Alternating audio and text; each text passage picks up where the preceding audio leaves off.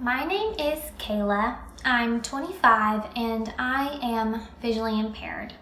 I wanted to start making videos talking about my life and my experience living with a vision impairment for two reasons. One, because I want to be able to relate to other people who may be blind or visually impaired or who just have a disability.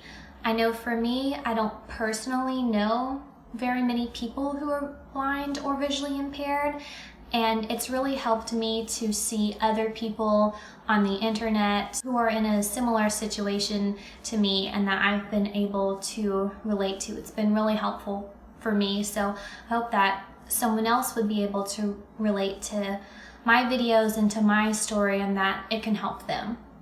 And for the second reason, I want to educate people about not only the blind community but also just disabilities in general. I feel like there's still such a stigma surrounding disabilities and so many misconceptions, and I really think this comes from ignorance from people.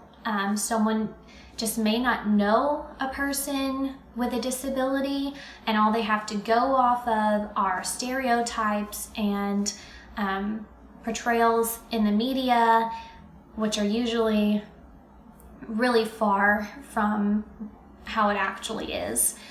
So I really want to educate people so they know more about specifically visual impairments and blindness, but just disabilities in general. So that's why I'm here.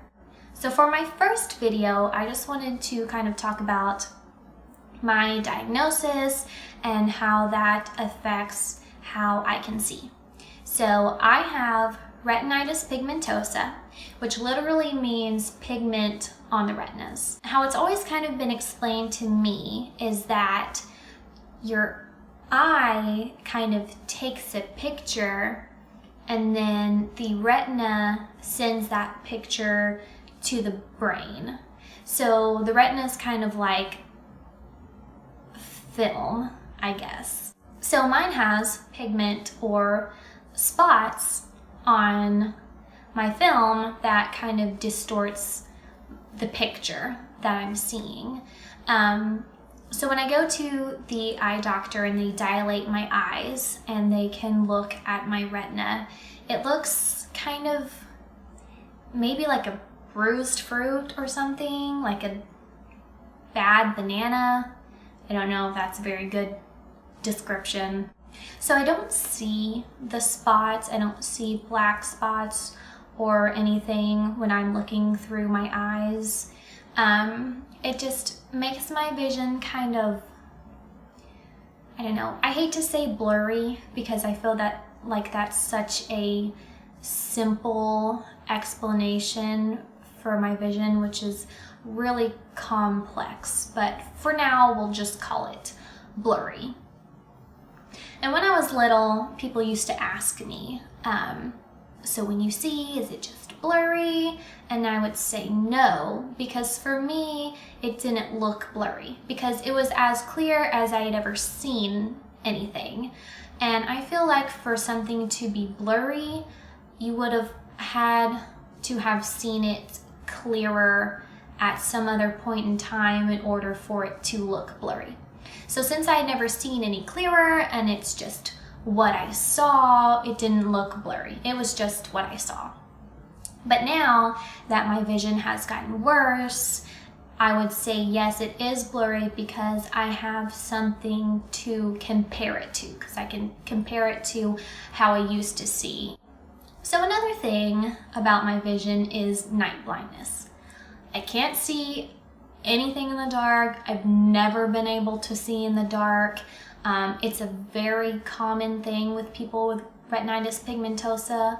I think a lot of times it's often the first sign that they have it or that their vision is deteriorating is this night blindness. So can't see in the dark, never have, never will.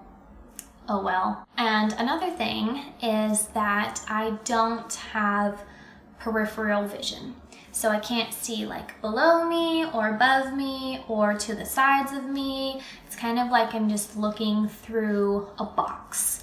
So I often will trip over things that I'm not aware of that are on the ground because I can't see the ground when I'm looking straight ahead. And another thing that sometimes coincides with this is that I also don't have any depth perception.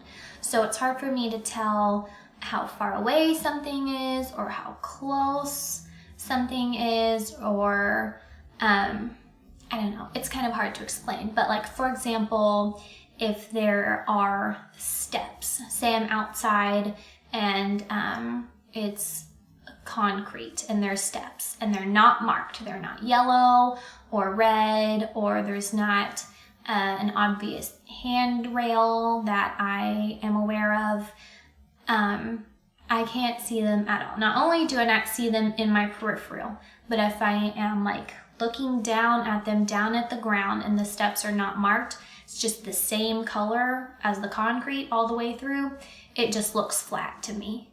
So I will just, walk right off those stairs because I can't tell that, this part of the concrete is here and this part is here. It just looks flat to me. Some other things that happen with having no peripheral vision or no depth perception is when someone goes to shake my hand. I won't see their hand because it's in my peripheral. But sometimes I'll maybe be expecting it because I'm just meeting them for the first time, or someone I'm with will kind of nudge my arm to tell me to shake their hand. And so I'll put my hand out to shake it, and I usually don't just go right into their hand like most people do.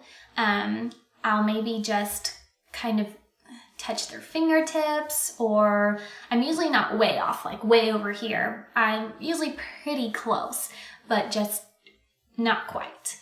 And also, if I've paid for something at a store with my credit card and they're going to hand it back to me, it's hard for me to just reach out and grab it. I'm kind of just like, where is it? Because I don't have that depth perception to just reach out and grab it exactly where it is. And another thing is high fives. When someone goes to give me a high five, maybe just 50% of the time I will notice that they held their hand up. If I don't notice, they'll just kind of awkwardly put it down because I never responded to their high five. If I do see it though, I'll just very kind of unenthusiastically raise my hand up and let them come to me, because if I just straight up go, I am afraid I'm going to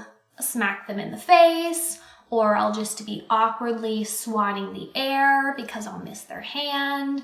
So I just put mine up and let them come to me. It makes for a pretty lame high five, but oh well. Does anyone really even high five anymore? I don't know.